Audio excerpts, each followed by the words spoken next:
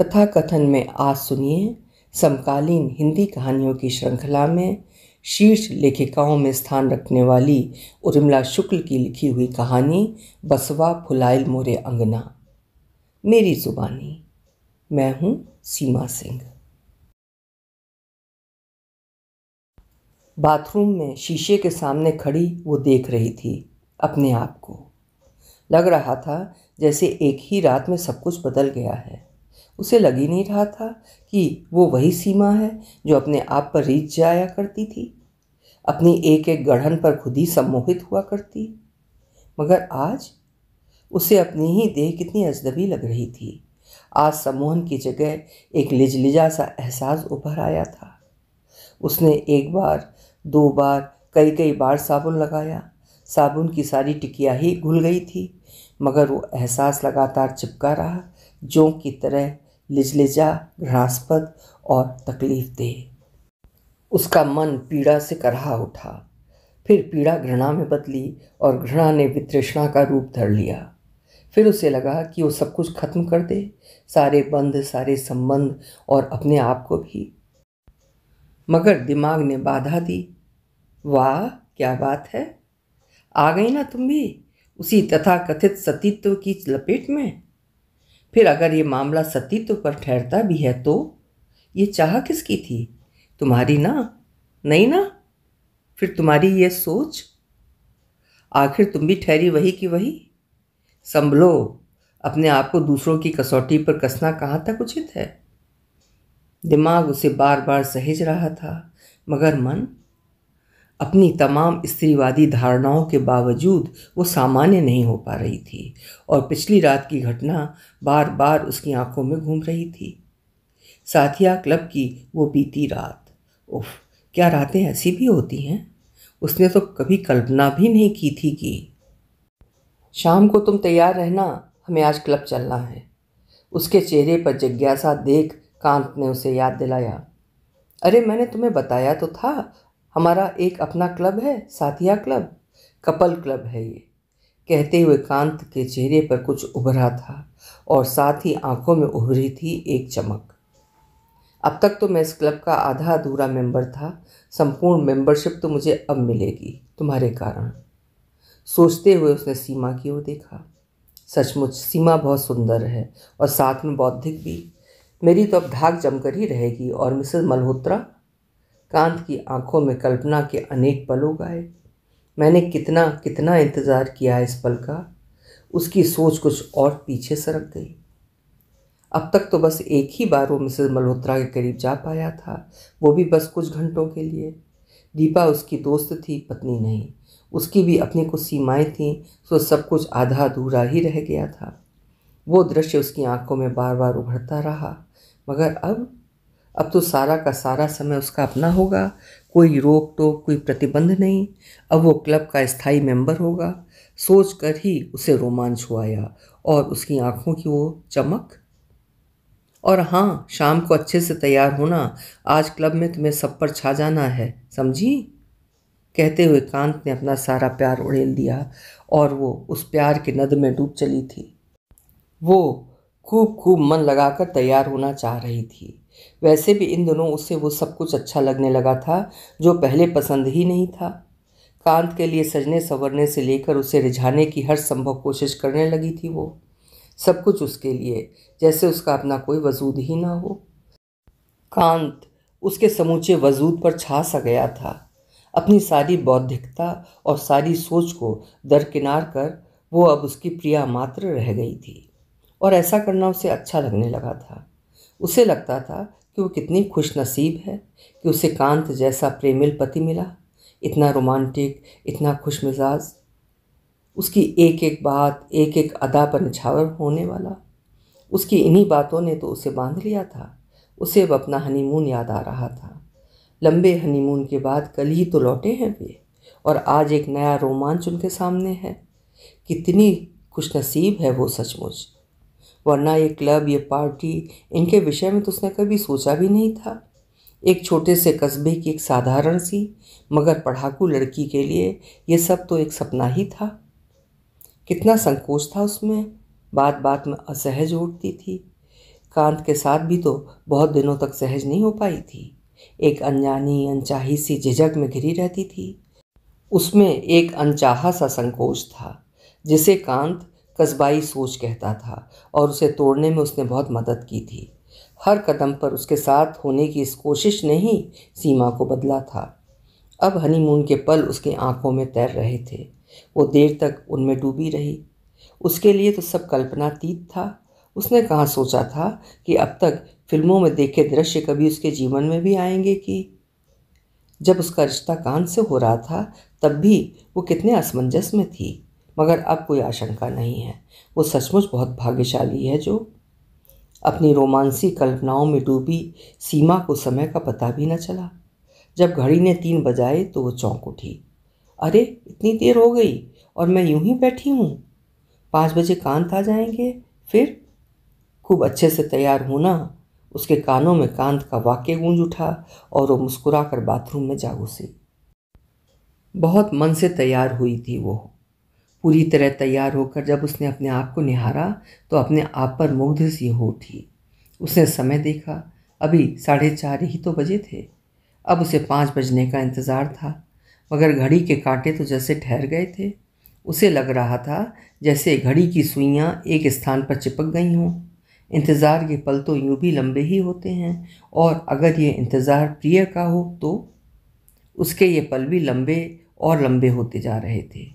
बाहर जैसे ही गाड़ी रुकने की आवाज़ आई वो दौड़कर बालकनी में आ गई थी, और सीढ़ियाँ चढ़ते हुए कांत की नज़रें उससे हट ही नहीं रही थी। आज तो तुम सचमुच गजब ढा रही हो। जो देखेगा वही पागल हो जाएगा। उसकी ये बात सुनकर पल भर को झटका सा लगा, मगर नज़रें मिलते ही सारे गिले शिकवे काफूर हो गए। उसकी आंखें बहुत कुछ कह रही थीं। धीरे धीरे वो करीब और करीब आ रहा था। एक नशा सा तारी होने लगा था, मगर बहुत करीब आकर एकाएक रुक गया था वो। ना, अभी कुछ नहीं। क्लब में तुम्हें बिल्कुल फ्रेश लगना है, समझी? कहकर उसने जैसे सब कुछ रोक लिया था, और उसकी सारी भावनाएं पल भर में जैसे उड़ गई थीं। और वो उसके बढ़ते कदम एकाएक ठिठक से गए। अवाक थी वो। क्या भावनाओं का भी कोई स्विच है, जब चाहा ऑन और जब चाहा ऑफ? क्या कांत इंसान नहीं, रोबोट है? मगर मैं तो रोबोट नहीं। मेरे पास ऐसा कोई स्विच नहीं है। पर मेरी परवाह ही किसे है? कांत के लिए तो शायद ये सब एक खेल है, पर मैं। और अब तक आकाश नापते उसके कदम पल भर को धरती में आ लगे थे। उसका सारा शरीर झंझना रहा था। बवंडर में घिरी थी वो। और कांत आज वो बहुत खुश था। बाथरूम से उसके गुनगुनाने की आवाज़ बाहर तक आ रही थी। खुशी के अतिरेक में वो कभी जोर से गाने लगता तो कभी गुनगुनाता। उसका रोम रोम खुशी से झूम रहा था। सीमा आज कितनी सुंदर लग रही है, ये सोचकर वो और रोमांचित हो उठा था। उसकी आंखों में कल्पनाओं में संजोए अनेक दृश्य तैर उठे। अब तो मेरी सारी कल्पनाएं साकार हो जाएंगी। मगर सोचते हुए उसकी सोच पल भर को ठिठकी। क्या वो उसे सब साफ साफ बता दे? वैसे भी तो वो तो मॉडर्न सोच रखती है। उसकी नारीवादी सोच ने तो उसे बल भी दिया था। मगर नहीं, अभी कुछ भी बताना ठीक नहीं होगा। यूँ बताने पर बात बिगड़ भी सकती है। फिर मोटे मोटे संकेत तो दे ही चुका हूँ। अब वो इतनी नासमझ नहीं है कि कुछ ना समझे, और बाकी वो वहाँ जाकर समझ जाएगी। और भी तो लेडीज़ आती हैं वहाँ। जब मिसेस पॉल वहाँ एडजस्ट हो गई तो सीमा तो उनसे बहुत। और उसने अपनी सारी आशंकाओं को पीछे ठेल दिया था। अब वो फिर अपनी कल्पनाओं में था। उसकी आंखों में एक तस्वीर उभरी और उसमें रंग भरने लगा। देर तक अपनी रची दुनिया में ही खोया रहा। फिर समय का ध्यान आते ही झटपट बाथरूम से बाहर आया। अब वो तैयार हो रहा था। अरे, ये क्या तुमने ब्लैक सूट निकाल दिया? आज तो मुझे ब्लू सूट ही पहनना है। कहते हुए उसके चेहरे से उल्लास टपक रहा था। इस उल्लास के अतिरेक में वो ये भी भूल गया था कि सीमा को ब्लैक सूट कितना पसंद है। वैसे भी आज वो कुछ और याद भी कहाँ करना चाहता था। सो अपनी रौ में बहते हुए उसने कहा, जल्दी निकालो ना, हमें वहाँ जल्दी पहुँचना होगा। सीमा ने मुरझाए मन से ब्लू सूट निकाल दिया, मगर वो लगातार उसे ही देख रही थी। कल के कांत और आज के कांत में कितना फ़र्क है। दोनों में कोई मेल ही नहीं। पहली मुलाकात से लेकर आज तक उसकी पसंद नापसंद को जीने वाला कांत आज कुछ अलग ही नज़र आ रहा था। और क्लब पहुंचकर तो उसे यकीन ही नहीं आ रहा था कि वो ऐसा भी हो सकता है। वो हैरान थी, कोई ऐसा कैसे हो सकता है। वहाँ पहुंचकर तो जैसे वो उसको भूल ही गया था कि सीमा उसके साथ है और वो उसकी कुछ लगती भी है। आने वाली हर औरत को बाहों में भरकर चूमता। ये अजनबी क्या सचमुच उसका कांत है, सोच रही थी वो। हाय हैंडसम, तो तुम्हें आज तक मेरी पसंद का ख्याल है? थैंक्स, कहते हुए एक खूबसूरत सी महिला ने बढ़कर उसे चूम लिया और उसे लिपटता चला गया था। सीमा का मन कैसा कैसा तो हो उठा था। तो इसीलिए आज मेरी पसंद की परवाह नहीं की गई। ये है कांत का असली रंग, इसीलिए मैं अपने भाग्य पर इतना इठला रही थी। अब तक आसमान पर उड़ती सीमा एक झटके से धरती पर आ पड़ी थी और अपने तार तार मन और छलकती आंखों को छिपा पाती कि होता है, यहाँ पहले दिन अक्सर ऐसा ही होता है। लगता है कांत ने तुम्हें कुछ बताया नहीं। एक सौम्य सा चेहरा उसके सामने था। अपने दुख में डूबी सीमा ने उसे एक नज़र देखा। अब उसकी आंखों में आंसुओं के साथ साथ कुछ आश्चर्य भी उतर आया था। अरे हाँ, मैंने अपना परिचय तो दिया ही नहीं। मैं दिवाकर दिवाकर राय। उसकी आंखें और उमड़ रही थीं, मगर उसने उन्हें बरबस रोका। आओ बैठो यहाँ, क्लब पर रंग चढ़ने में भी कुछ देर है। दिवाकर ने उसके लिए कुर्सी खींची। अब दिवाकर और सीमा पास पास बैठे थे, मगर अपनी अपनी दुनिया में डूबे हुए। कुछ घंटे पहले तक खुशी की लहरों पर तैरने वाली सीमा अब दुख के अथाह सागर में डूब रही थी। तभी डांस फ्लोर से कपल डांस के लिए अनाउंस हुआ। उसे कुछ आस बंधी कि अब कांत उसके पास आएगा, उसे डांस के लिए ऑफर देगा। मगर उसने देखा कि कांत मिसेस मल्होत्रा का हाथ थाम डांस फ्लोर की ओर जा चुका था। उसका मन किया कि वो जोर जोर से रोए और हिचकियां ले लेकर अपना सारा दुख कह सुनाए, मगर किससे? तभी, हाय मिसेस कांत, मैं संजय मल्होत्रा, आज का तुम्हारा पार्टनर। एक अधेड़ पुरुष उसके सामने था। पार्टनर? किस बात के पार्टनर? मैंने तो आपको अपना पार्टनर नहीं चुना, कहती सीमा की आंखों में अब आंसुओं के साथ क्रोध घुलने लगा। अरे तुम्हें नहीं मालूम, आज तुम्हारा पार्टनर मैं हूँ। आज डांसिंग, किसिंग एंड एवरीथिंग्स, तुम समझ रही हो ना? अच्छा, आज तुम पहली बार आई हो ना? क्या कांत ने तुम्हें यहाँ के रूल्स नहीं बताए? रूल्स के अनुसार मैं आज का तुम्हारा पार्टनर हूँ, कहते हुए उस आदमी की आंखों से, चेहरे से, उसकी बातों और पूरे वजूद से उसकी लिप्सा टपक रही थी।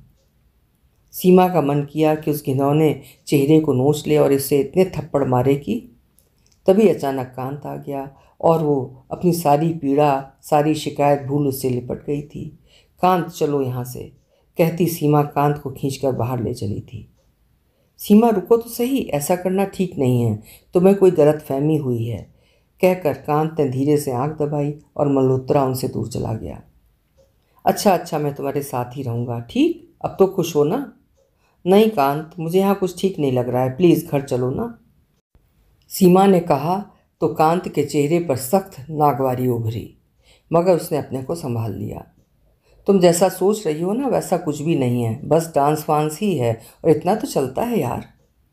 कांत ने सीमा को आश्वस्त किया, मगर वो आश्वस्त नहीं हो पाई थी, पर कांत की जिद के कारण उसे वहाँ ठहरना पड़ा था। डांस समाप्त हो चुका था और ड्रिंक का दौर चल रहा था। सीमा ने देखा वहाँ स्त्रियाँ भी ड्रिंक्स में शरीक थीं। उन्हें किसी तरह का संकोच या असुविधा नहीं थी। वे उसकी ओर ऐसे देख रही थीं मानो वो कोई अजूबा हो या उससे कोई बड़ा अपराध हुआ हो। उसका मन अजीब सा हो रहा था। उस माहौल में वो खुद को अनफिट सा पा रही थी। मगर तुम बैठो, मैं तुम्हारे लिए कुछ लाता हूँ, कहकर कांत खड़ा हो गया। उसके मन में आया कि वो कांत को रोक ले, कहीं ना जाने दे, मगर फिर उन स्त्रियों की निगाहें उसे याद हुआ आईं और उसने अपने को रोक लिया। कांत 2 ड्रिंक ले आया, अपने लिए जिन और सीमा के लिए ऑरेंज जूस। लो, इसमें तो कोई एतराज़ नहीं है ना, संतरे का जूस है, उसने उसे गिलास थमा दिया था। सीमा का मन नहीं था, मगर उसने बेमन से ले लिया। पहला घूंट भरते ही उसे अजीब सा लगा, मगर उसने कुछ कहा नहीं। कुछ कहने का मतलब था कांत पर अविश्वास करना, और वो अविश्वास को अपने बीच लाना नहीं चाहती थी। सो एक के बाद दूसरा और अब तीसरा पैग चल रहा था और सीमा उसका साथ दे रही थी। उसका भी ये तीसरा दौर था। कांत की दलील थी कि शराब न सही, जूस से उसका साथ तो दे ही सकती है। फिर धीरे धीरे उसका सर भारी होने लगा, उसकी पलकें बोझिल हो चलीं। फिर उसके बाद उसे कुछ याद ना रहा। जब उसकी नींद टूटी तो उसने देखा मिस्टर मल्होत्रा उसके पास थे, बिल्कुल आदम अवस्था में, उससे लिपटे हुए बेसुध। फिर उसने अपने आप को देखा और उसका मन हुआ वो ज़ोर ज़ोर से रोए, मगर रो नहीं पाई। उसका मन हुआ कि अपने पास सोते उस पुरुष को धक्के मारकर गिरा दे, मगर वो ऐसा नहीं कर पाई। बस शून्य में ताकती रही, जैसे कुछ ढूंढ रही हो, मगर जो खो गया था वो क्या मिल पाएगा? पतिव्रत, सतीत्व आदि बातों को वो नहीं मानती, मगर उसका अपना मन, क्या उसकी इच्छा अनिच्छा का कोई मोल नहीं? शायद नहीं। तभी तो अब उसे इंतज़ार था सुबह का, उस सुबह का जो रात से भी अधिक अंधियारी थी, मगर थी तो सुबह ही। और जैसे ही पौ फटी, उसने अपने को किसी तरह व्यवस्थित किया और चल पड़ी थी। उसने ये जानने की कोशिश भी नहीं की कि कांत कहाँ और किसके साथ है।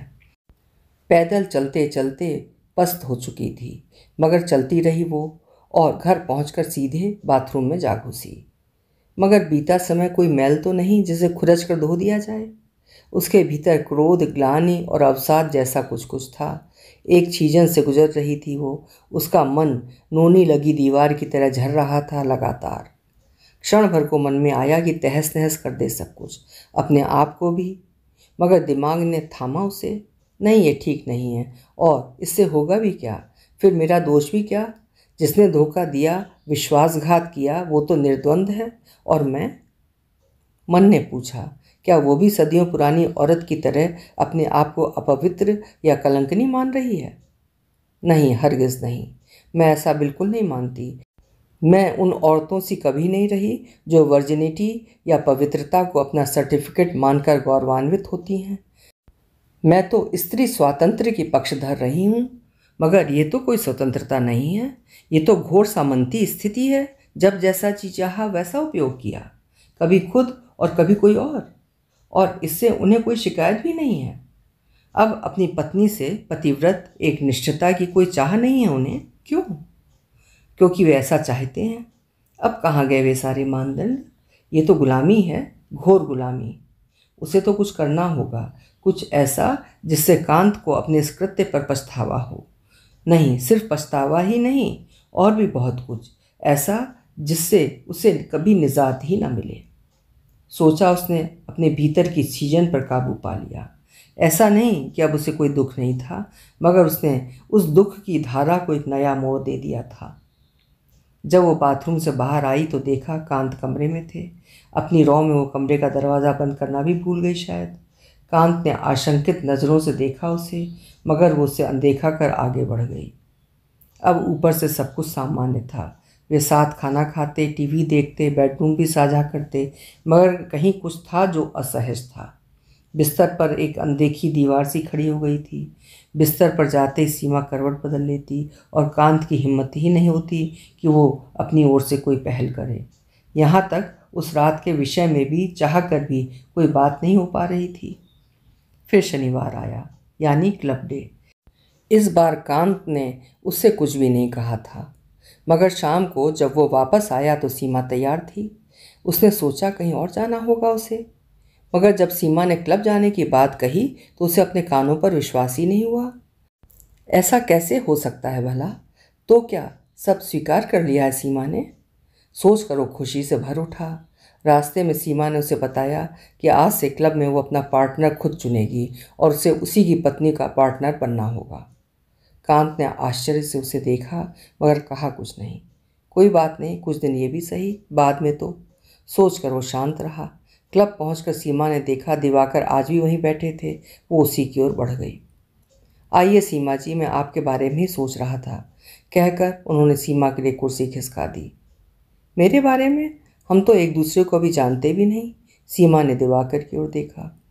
कितने आश्चर्य की बात है ना सीमा जी, किसी को तो हम जिंदगी भर भी नहीं जान पाते, उसे जानने की हमारी सारी कोशिश व्यर्थ हो जाती है, और किसी को जानने में पल भर भी नहीं लगते, लगता है जैसे बरसों की पहचान हो। कहते हुए दिवाकर की आंखों में गहरा अपनापन उतर आया। अब तक डांस का समय हो चुका था। सभी अपने अपने पार्टनर के साथ डांस फ्लोर की ओर बढ़ रहे थे, मगर आज कांत ने अपना पार्टनर नहीं चुना था। उसे प्रतीक्षा थी। उसने सीमा की ओर देखा। मगर वो तो अपने आप में गुम थी। देर तक प्रतीक्षा करने के बाद कांत ने मिसेस तनीजा का हाथ थामा और डांस फ्लोर की ओर बढ़ चला। सीमा अब भी अपने में डूबी हुई थी। हेलो मिसेस कांत, मैं तनीजा, आपका पार्टनर। तनीजा सीमा के सामने खड़ा था। सीमा ने देखा डांस फ्लोर पर कांत मिसेस तनीजा के साथ था। ओह, तो कांत ने उसकी बात का कोई नोटिस ही नहीं लिया। मिस्टर तनेजा, आज मैंने अपना पार्टनर चुन लिया है, कहते हुए उसकी आवाज़ सामान्य मगर दृढ़ थी। मगर क्लब के नियम के अनुसार तो। मिस्टर तनेजा, मैं भी क्लब की मेंबर हूँ, तो पार्टनर चुनने का अधिकार मुझे मिलना चाहिए। आवाज़ में वही दृढ़ता। मिस्टर तनेजा ने फिर उससे कुछ नहीं कहा, उसका कोई विरोध भी नहीं किया। वे उसी तरह शांत और संयत बने रहे। उसे आश्चर्य हुआ, पिछले सप्ताह की घटना उसकी आंखों में कौंध आई थी, मगर उधर कांत को पता चला तो देर तक असहज रहा। फिर चलो, ये पार्टनर भी बुरी नहीं सोच कर वो मिसेस दिवाकर के साथ डांस एंजॉय करने की कोशिश करने लगा। मगर दिमाग बार बार कहीं और ठहर जाता। आज भी वही क्लब था, लोग भी वही थे, मगर कुछ बदल गया था। इसे कांत अच्छी तरह महसूस कर रहा था। सीमा ने दिवाकर को क्यों चुना? वे क्या उसे दे पाएंगे भला? मिसेस दिवाकर ने कांत से कहा। मतलब? कांत ने जानना चाहा कि आखिर ऐसा क्या है जो मिसेस दिवाकर ऐसा कह रही हैं।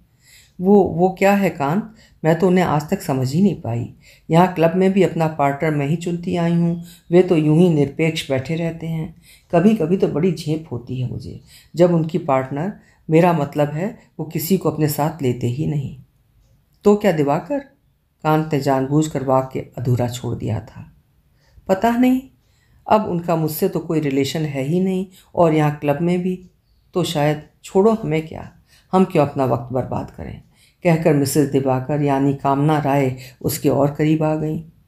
डांस का क्लोजअप राउंड शुरू हो चुका था, मगर कांत आज मिसेस दिवाकर के करीब होकर भी करीब नहीं था। उसके दिमाग में उनकी कई बातें घूम रही थीं।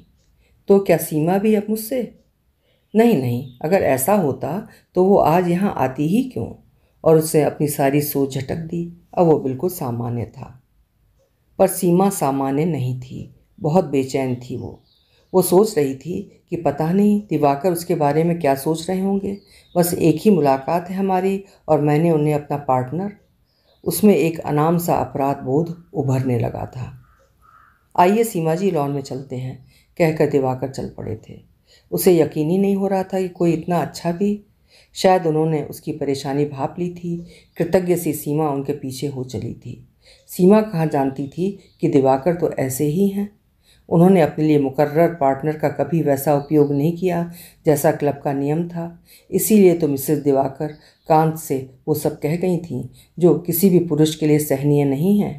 मगर दिवाकर अपने विषय में ये सब सुनते चले आ रहे थे। उन्हें इस सब से अब कोई फर्क नहीं पड़ता था।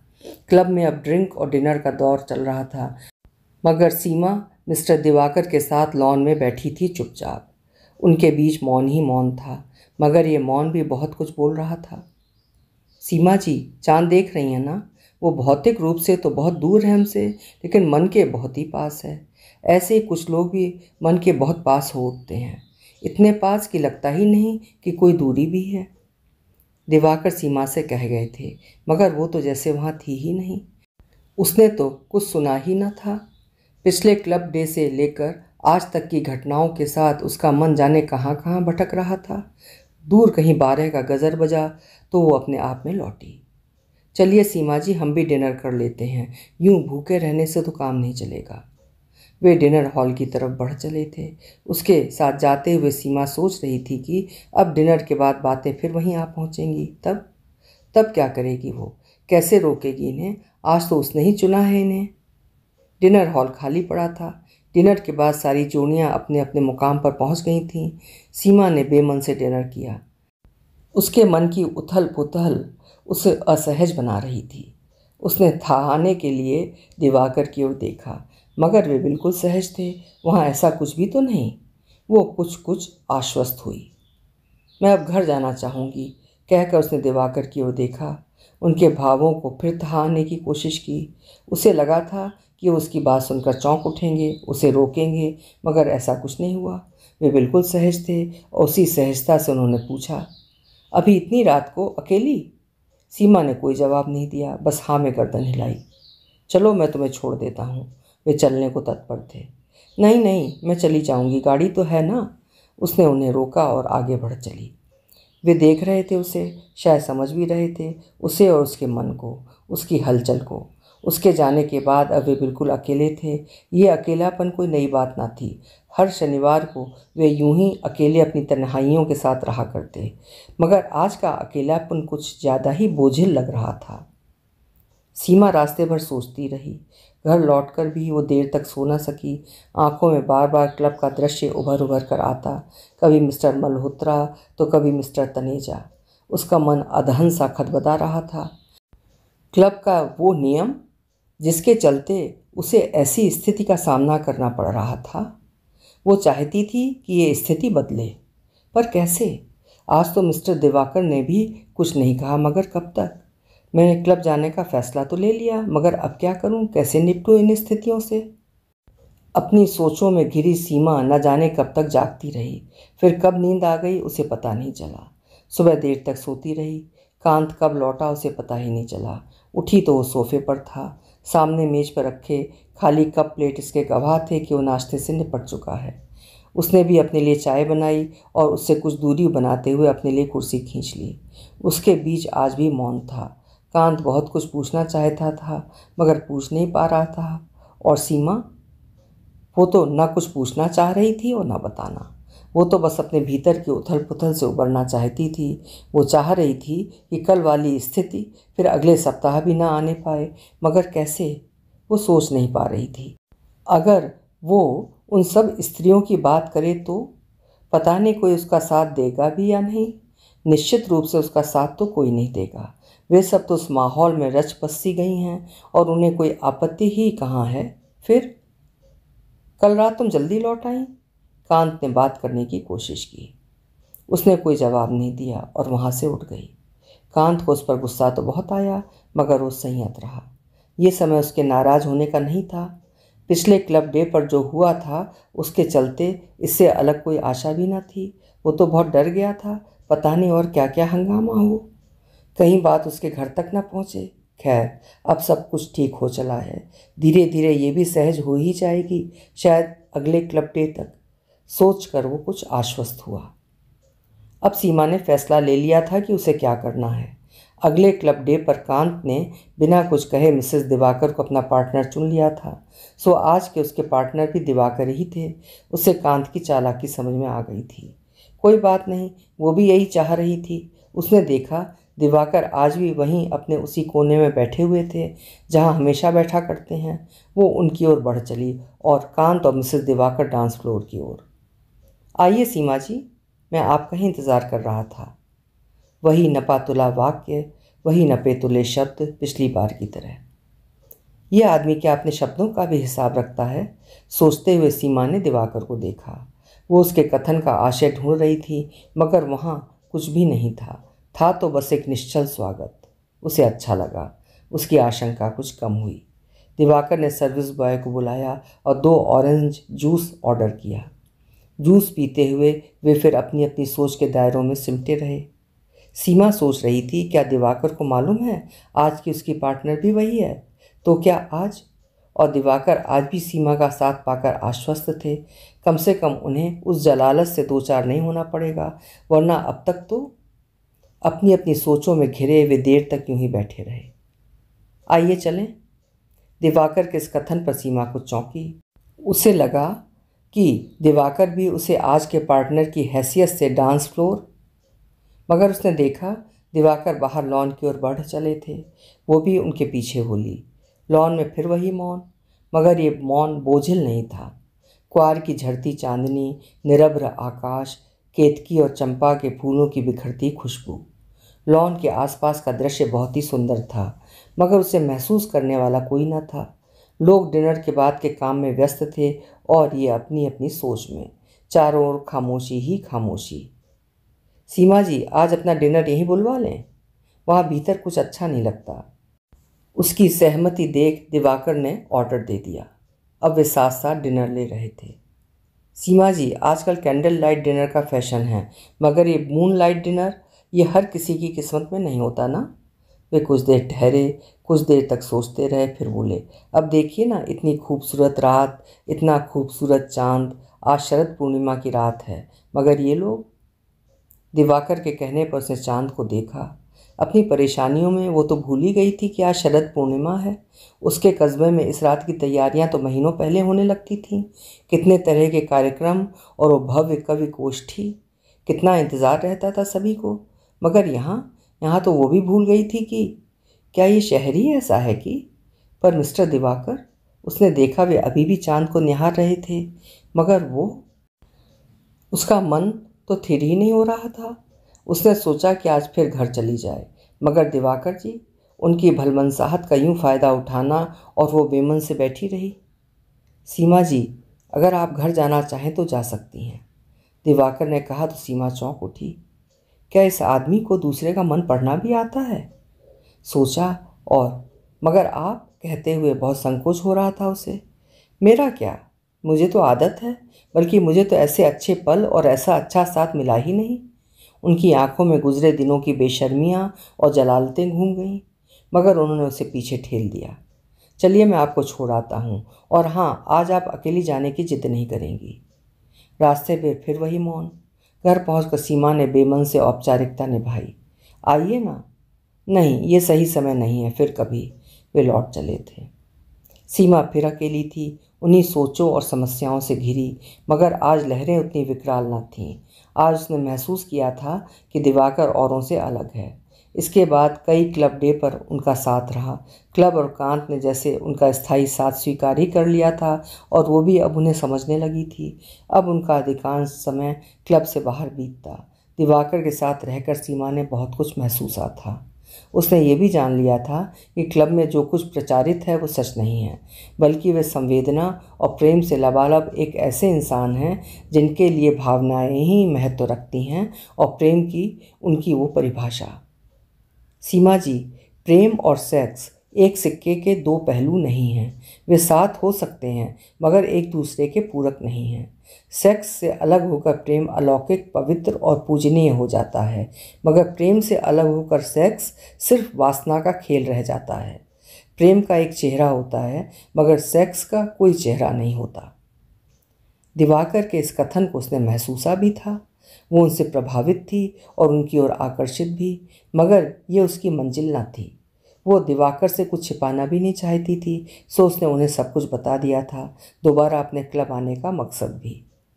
दिवाकर जी, अब मैं आपसे नहीं मिल पाऊंगी, अब तो मुझे बस अपना लक्ष्य पाना है, कहते हुए उसके शब्दों में दृढ़ता झलक रही थी।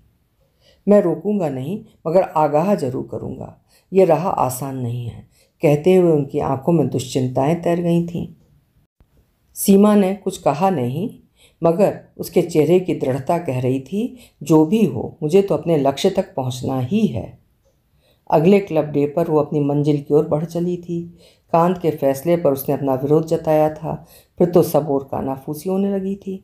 पिछले दिनों वो लगातार दिवाकर की पार्टनर रही थी, सो लोगों ने मान लिया था कि उसे दिवाकर के साथ से कोई एतराज़ नहीं, मगर आज उसके फैसले ने सबको चौंका दिया था।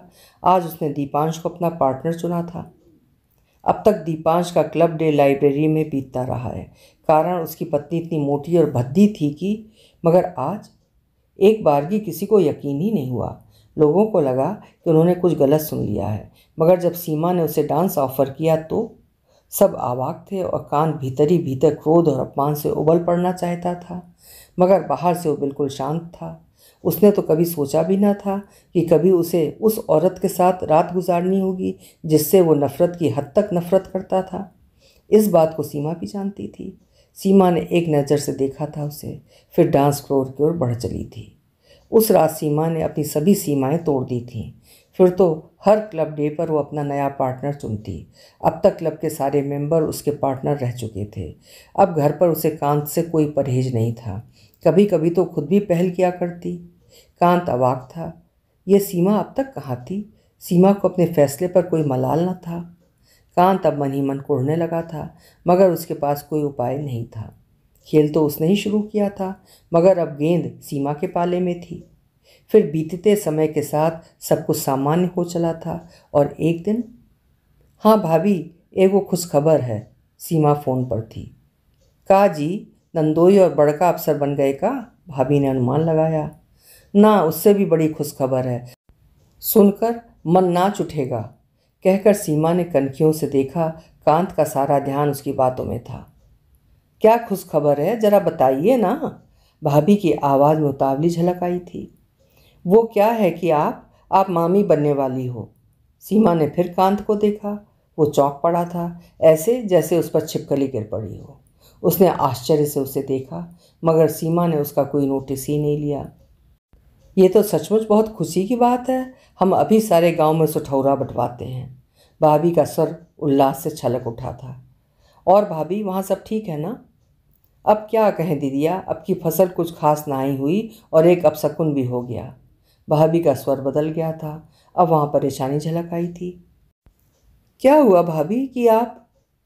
वो क्या है कि बबलू की मूड में कौवा ठोर मार गया, कहती भाभी रुआसी हो आई।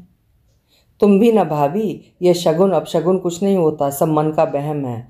फिक्र ना करो, कुछ नहीं होगा, कहती हुई सीमा देर तक उन्हें समझाती रही। उधर कांत व्याकुल हो उठा था।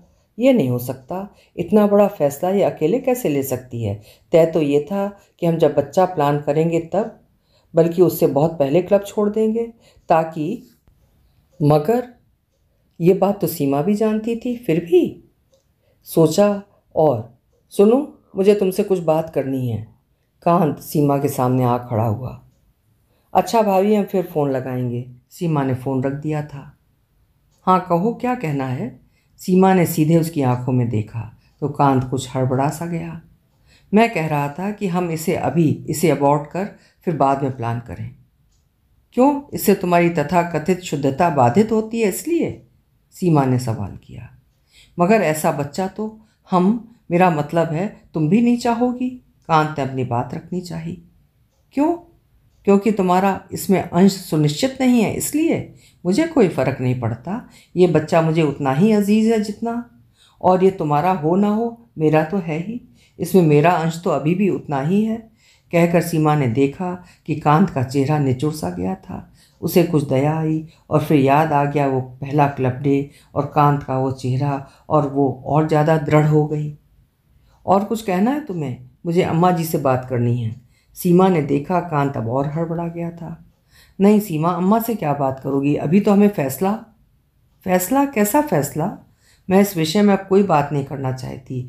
वैसे भी मैं भ्रूण हत्या के पक्ष में नहीं हूँ। सो, कहकर सीमा फिर फ़ोन पर थी। हाँ अम्मा जी प्रणाम। वो क्या है कि आपको एक खुशखबर देना है। हाँ हाँ दुल्हन कहो, क्या खबर है? का हम दादी, कहता उनका स्वर खुशी से भर गया था।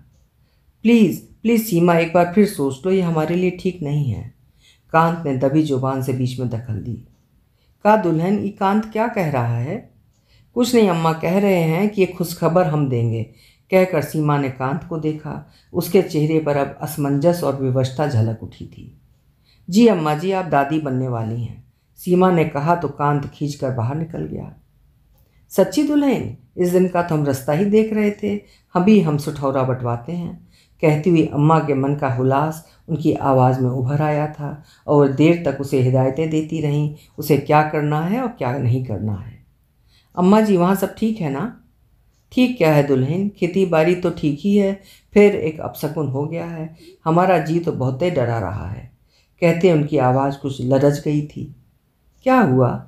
सीमा भी चिंतित हो उठी। वो क्या है दुल्हन, अपनी बसवारी में बांस में फूल आ गवा है और बांस का फूलना तो बहुत अशुभ होता है, अब जाने का होगा, कहते उनकी आवाज़ कुछ और चिंतित हो उठी थी। हाँ अम्मा जी, कहा तो यही जाता है, पर बांस फूलने में बसवारी का भला क्या दोष? जब देखभाल ठीक से नहीं हुई तभी तो बांस में फूल आया, कहकर सीमा ने उपशकुन का जैसे समर्थन किया। वैसे इसमें उसका कोई विश्वास ना था, मगर आज उसका लक्ष्य कुछ और ही था। हाँ दुल्हन, यहाँ कोई देखभाल करने वाला भी तो नहीं है ना, तभी तो, कहती वे उदास हो उठी थी। सीमा देर तक बांस के फूलने और उसके विनाश की बात कहती सुनती रही। और कांत, उसके मन मस्तिष्क में अब बांस का फूल ही घूम रहा था। उसने सुन रखा था कि जब बांस फूलता है तब भारी तबाही लाता है, और वो आने वाली थी। वो आते हुए देख रहा था उसे, मगर जिस तरह बांस फूलने के बाद कुछ किया नहीं जा सकता, बस नियत ईमान उसे स्वीकारना ही होता है, वैसे ही वो भीतर से दरक गया था। किसका होगा ये बच्चा? उसका या मल्होत्रा का या दीपांश या फिर दिवाकर का? किसका? माना कि ये जानना आज के दौर में मुश्किल भी नहीं है, मगर जानकर भी क्या होगा? अगर बच्चा इन्हीं में से किसी का हुआ तो?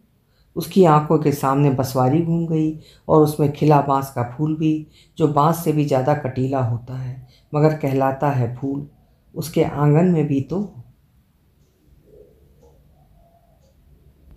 अभी आप सुन रहे थे उर्मिला शुक्ल जी की लिखी हुई कहानी बसवा फुलाइल मोरे अंगना। उम्मीद करती हूँ कहानी आपको पसंद आई होगी। कहानी अगर पसंद आई है तो एक लाइक ज़रूर करिएगा और चैनल भी सब्सक्राइब कर दीजिएगा। कल फिर मिलेंगे। आपका समय शुभ हो।